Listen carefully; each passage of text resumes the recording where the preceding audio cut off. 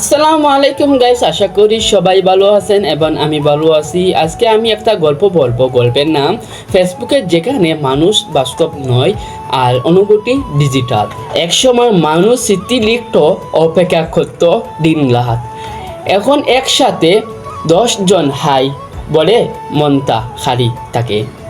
একটাই ফেসবুক যুগ। ছবিটাই আমরা সবাই হাসি, কিন্তু কেউ জানে না ওই হাসি পেছনে কি লুকানো। একটা লাইক অনেক সময় একটা অভিমানের উত্তর হয়। ফেসবুকে সবাই ভালো, সবাই সুখী, কেউ খাদে না, কেউ হারায় না, বিকজ কেউ দেখাতে চায় না, কিন্তু ভিতরে অনেকটাই একা। অনেকেই স্বপ্ন শুরু হয় ফেসবুকে, হাই থেকে শুরু, তারপর মেসেঞ্জার, দিন রাত কথা।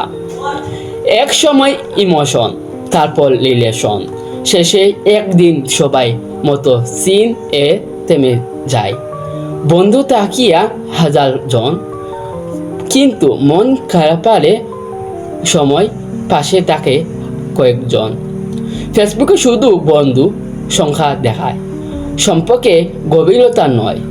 সবাই পোস্ট দেয় হ্যাপি, লাইক, লাভলি দে, ডাইনিং মোডমেন্ট, কিন্তু কেউ বলে না আজ মন খারাপ, খুব খারাপ।